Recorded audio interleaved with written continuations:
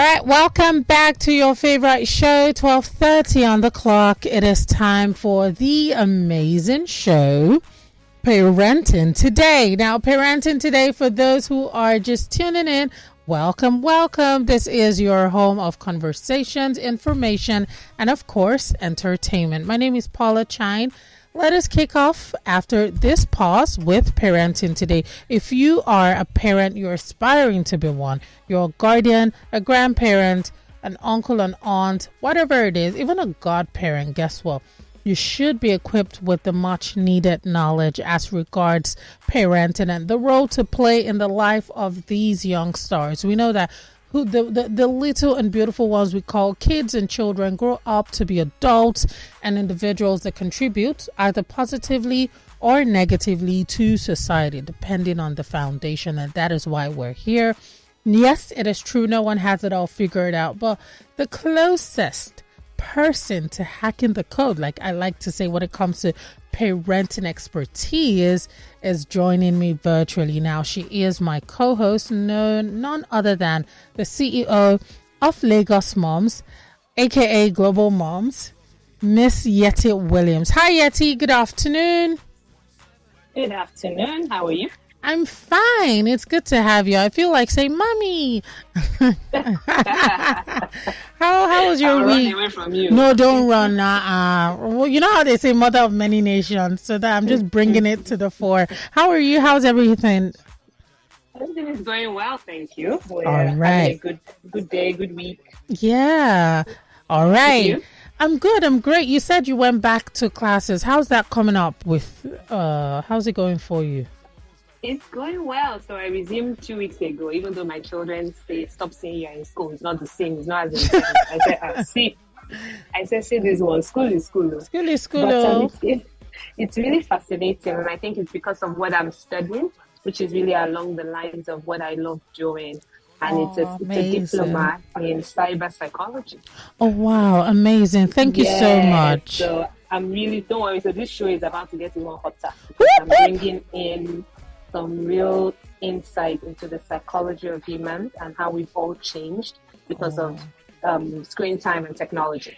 Wow, amazing. Thank you. I feel like every day with you, every day is like May 27, a kid in a candy store, right? Thank you so much. Now, for those who are listening, yes, that is the voice of parenting expert, Miss Yetty Williams, who doesn't want me saying Miss, but yes, Yetty Williams, the CEO of Lagos Moms. Now, today's topic is particularly interesting, and I'm very happy because you know how we say we're always ready to learn things. Well, are we really ready to unlearn things? Now, today's topic, how to unlearn bad parenting. See, Yetty, if you're talking to the whole Africa, talk to us with your full chest. Don't go through the corners because this is an epidemic. It is quite rife in this area. But please kindly take us through this. I'm excited. I really want to unlearn. Perhaps even I might be guilty. We all might be guilty in some way. So please kindly take us through this, if you will. Yeah, absolutely. You know that saying, or I don't know if it's a saying or a concept, that you can't pour new wine into old wineskin. Oh, yeah. Right. Okay. That's why I said, as I said, I don't know if it's a saying, if it's a quote, if it's real, but that picture comes into my head where you can't pour, you're not supposed to pour new wine into old wineskin or something like that. Yes. The container will, I think, explode or whatever it is. So Definitely. It's the same thing with parenting. If we're talking about being more effective, more intentional, but if you are doing that and trying to layer it on top of a foundation that doesn't work, a foundation that is not already, has been, what's what I'm looking for? Has been assessed. Okay. Right? An unexamined life is a life not worth living. I think that's Socrates. And basically saying that if you don't examine your life, you are not living your fullest life possible. Because if you don't examine it, how do you know what areas you need to adjust, you need to change? And sometimes assessing it means that you can also identify what is working well so that you can do more of it. So in terms of bad parenting, what does it even mean? How do you know if your parenting is good or bad? Exactly. Who are the recipients? Who are the recipients of your parenting? It's not you, right? It's your children. Okay. And many times, before you know if you've gotten a pass mark or not, unfortunately, it's usually very late in the game. Oh, wow. If you've never taken the time to assess it. So imagine you think you are doing the perfect parenting you can based on what you know. You've never examined, you've never said, you know what, I need to learn new skills. I need to stop doing certain things I've always been doing. There's no point learning new skills, adding it on top of the bad skills you are already doing. It's not really going to be effective, but it's very uncomfortable for most people to accept that what you're doing might not be working. Oh, wow. Especially for something like parenting where there's no school, right? There's no process. You get married or you have a child and then you just get on with it, right? Usually your pass mark comes when that child is what, 18, 20, 21, maybe. That's when you look back and say, hey, I'm seeing some signs here that I wish I had been able to do something about. So, with that said, I know it's a huge topic and it can be very sensitive. It can also be triggering. So what I thought we would do is pick 4 areas that if I was to look at some of the trends in terms of what can be considered bad parenting, which for me means ineffective, which for me means that you are not doing your best, which for me means that your children are not getting the best version of your parenting that they could. There are some areas that I find exacerbate that issue. Oh, wow. Thank you so much for that. Now, Miss Yetty, there is a question that comes to mind just listening. And I'm thinking, right, a lot of things that today we know better, right? But years ago, people didn't know. And unfortunately, it seemed to have worked out for them. Their parents did it. Their grandparents did it. Now, things like, use of disciplinary measures such as, whipping a child, flogging, caning, what we call caning, or yelling at a child to achieve the desired result. Now, some people would say, oh, the Bible says do not spur the rod and spoil the child. So it is justifiable that I beat my child using a cane, a rod. But then some people say it achieved the desired effect and it's part of our culture. For those people, I don't know if I'm wrong, but I don't think that's the best thing to do in terms of discipline. There are other ways you can discipline a child, but for such parents who feel like this is the right way to do things, and more so we're Africans, sometimes when you try to talk parents out of things, they say things like, no, our culture says you can do this, we're Africans. So there's always the part that culture meets, modernity. How would you address that particular menace? When people say things like that, I ask them this question. Would you say then that if some of those things you have said make us quote unquote African parents, will you then look at the African continent and say that the leaders we have, they all came from homes. They were all raised in families. How come some of the issues we have on a continent level, right, are not ideal? Where did those come from? Where were those behaviors learned?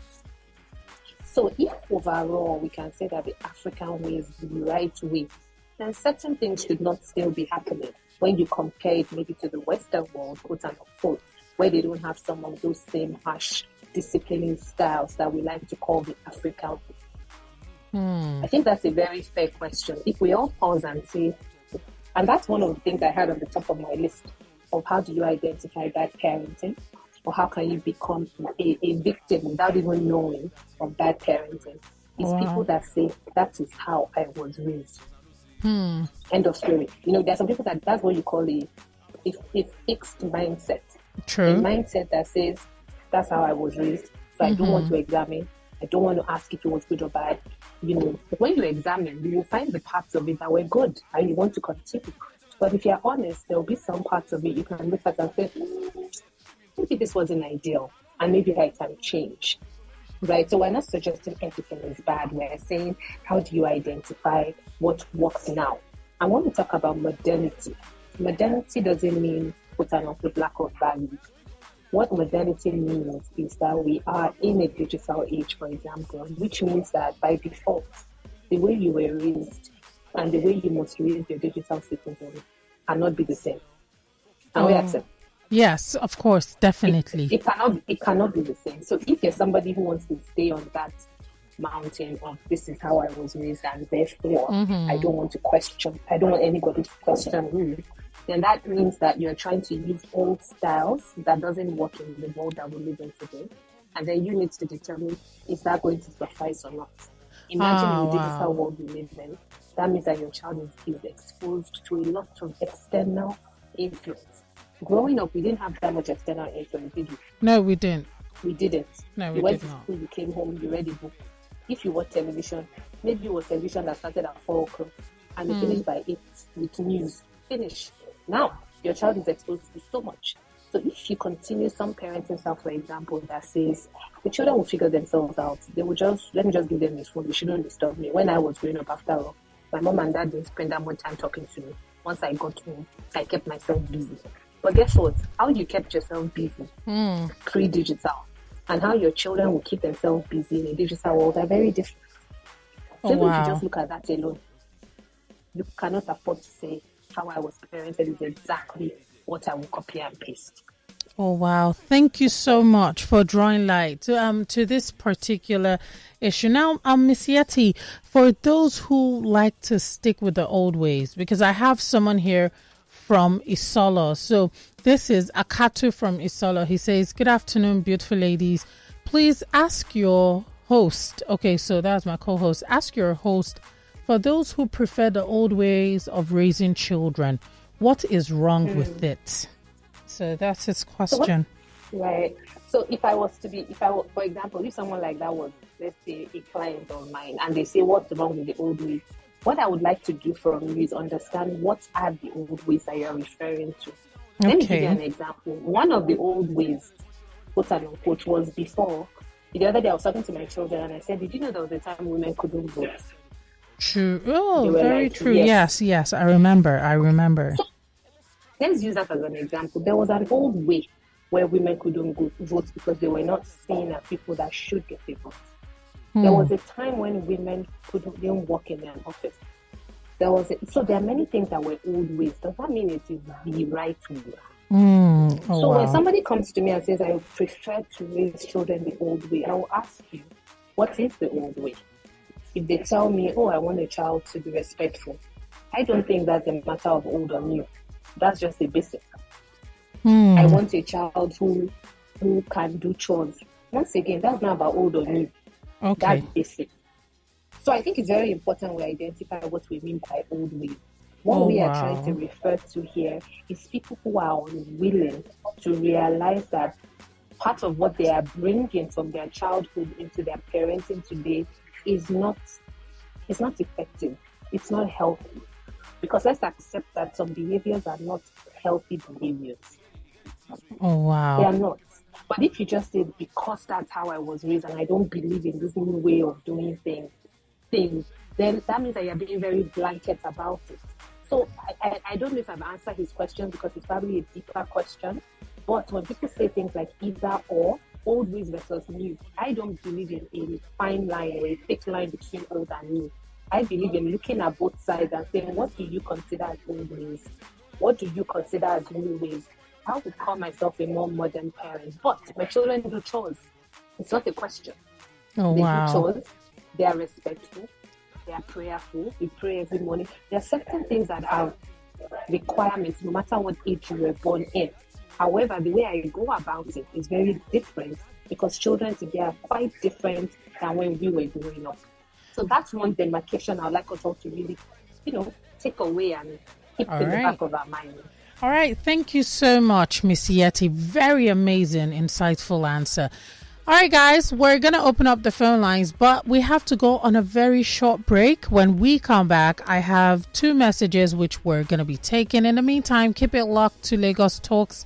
This remains your home of conversations. And yes, this is Parenting Today. You want to find out how to be a better parent? It starts with you tuning in and being a part of this show. I'm joined by Miss Yetty Williams, the CEO of Lagos Mom. So keep it locked. There's more to come. Now, I made mention of the fact that we're going to open up the phone lines. We might not have much time, but I see we have a couple of messages. So if you have messages and questions that you want to ask Miss Yetty Williams. Feel free to kindly send in your entries. Now, if you want to send us a message via WhatsApp, you can send a voice note, you can send a text, or you can even call. The number for WhatsApp is 0809 234 5913. Okay, and you can call on any of these numbers: 0809 222 0913. The women only line 0809 191 3913. So, Miss Yetty, if you do not mind, can we take these messages? Of course. Go ahead. All right. This one says, good afternoon, madam. My name is Fikayomi from Elegushi. Please, I agree with a lot you have said. However, I want to ask, if we eventually eradicate flogging and we start only communicating, won't this bring about a culture of talking back from child to parent? That's a great question. And I find that for most parents, their biggest fear is losing the king. Oh, wow. Okay. Yes, I find that the biggest fear for parents, don't talk about this whole old style versus new style, African parenting versus. When I dig down, there's something called Socratic questioning. Though I'm not trying to geek us out, but in one of my trainings around, coaching and effective coaching, Socratic questioning is the ability to ask questions in such a way that you get to the bottom of what is really not being said. And I find that for a lot of African parents who show this fear, it is really because they don't know any other way of disciplining children that doesn't include a cane, that doesn't include flogging, that doesn't include spanking. That's why in their mind, when they hear a different way of parenting, they think you are saying you can never discipline your child because you get rid of the cane. And I want us to realize that discipline, I see it as a toolkit. Disciplining children. I have seen many children who the only way that they are punished is by being smacked. Oh, yeah, true. Beaten. Yet, when they get older, you measure how well they are doing in the world as an adult. A lot of them are not doing that well. Because what tends to happen is they become scared of being punished. Or many times they haven't learned the right way to do things. So the minute they are no more under their parents and fearful of being flogged or beaten, a lot of them go the other way. So I'm saying this to say that while spanking might be in your toolkit as a parent, it cannot be the only thing you do to whip your children into shape. Okay. Noted. We've had a show before and I think we should bring it back, which is practical ways of positive discipline that does not include spanking. Because guess what? Your children today by 10, 11, 12, they're taller than you. I was just saying that, at a point you need to stop spanking your children. Then what happens when they are beyond that age? What happens? Does that mean there's no more discipline? You still have to discipline a child, but if a 13-year-old on average now is getting taller than their mom or dad, what happens? They're going to be slapping somebody that's taller than. They will resist after a while. Exactly. So for me, it's not an either or. It is expand your own capability as a parent to not only rely on the king. All right. Thank you so much for this, right? Please, we have another question here. Someone says, well done to the parenting expert in the house. I want to kindly ask her, at what age should a child be allowed to move out? I live in Edinburgh, Scotland with my husband and my two sons. My sons are currently in uni, ages 21 and 22. My husband has been asking, and we are currently listening. Cheers, Lady Ekaite. I think that's a personal family choice of what age they should move out. However, 21 and 22 in university, I don't know if they're going to school from home or they're already in the dorms, are they already in the hostel in school. But in terms of when they should move out, that's a personal choice. However, I do think that if a child is mature enough, is earning, there's no reason they should still be living at home. But if you are going to tell them to move out and you're the one that's still going to be paying their rent, you know what I mean? Yeah, just to keep them home. Maybe keep them at home, and then when they do graduate, by then when they're earning, they should be able to then get their own accommodation. All right. Thank you for that. Someone here says, I'm Badmos from Orile Gomo. I just tuned in and I want to ask your opinion on a child who always wants you to explain your reason for attempting to set things right. Right. For me, that's a curious thinking child. Please celebrate that you have a child that wants to understand. Okay. So far, they are not doing it in a rude way. They are not being disrespectful. A child who asks for you to explain, take the time to explain, and then proceed with repeating what it is that you want them to do. There's nothing wrong with explanation. And I think this is first of all, thank you to these parents who have even acknowledged that they are responding with wanting to know what to do versus shutting the child down. Because too many people shut those kind of curious children down. True. And then that can affect the child's ability to speak up later. Or if a child doesn't really understand where mom and dad are coming from, it's harder for them to obey. And I find that when you spend the time explaining to your children why, and they understand, guess what? They are more compliant. They might not like what you have told them to do, but because they know where you're coming from, it's easier for them to understand the why. Wow. Okay. Wow. That's amazing. So that can be one thing you try. If your child asks you a question about why, it's not rudeness. Answer them. Wow. Thank you so much for that, Miss Yetty. All right. Thank you. If you want to send your messages, remember you can join via X, also known as Twitter, at Lagos Talks 913, or to WhatsApp 0809 234 5913. Thank you so much, Miss Yetty, for helping us understand that. Are we really making use of these harsh measures to set these kids right, or are we, would I say, quite reluctant to let go of these same measures that might not be the best because we're afraid we might lose control? Thank you for informing us and helping us to unlearn bad parenting. What over the years we always thought was the right way, but possibly wasn't the right way. Oh, yes, wasn't the right way. Thank you for that. All right. Okay. Now, for those who want to get across to you right after this show, before we give them a means by which they can reach out to you, do you want to just give us probably a 2 minutes recap? Yes. If you could kindly do so. So I think to do the recap, as always with this show, we're trying to just enlighten us to realize that we're not saying good or bad, yes or no, old versus new. We're saying old and new. How do we be more effective as parents? How do we realize we're in a different world? It doesn't mean our values need to be thrown out the door. However, I do believe that we need to upgrade our skills so that we realize that the children today, they are wired a bit differently. They expect you to communicate with them.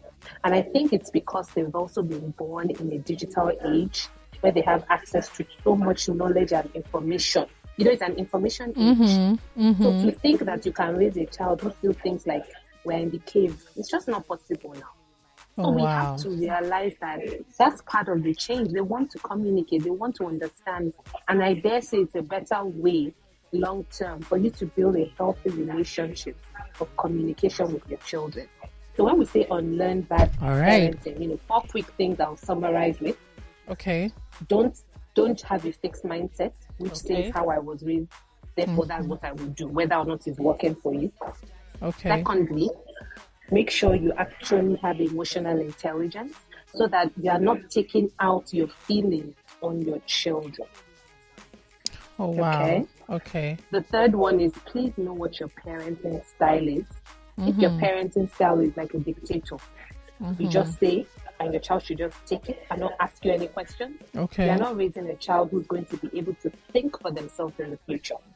And lastly, every child responds to love differently. So you must know your child's love language. Because if you're not loving your child in the way he or she receives love, that child is going to have a gap that they will find and feel online or somewhere else later.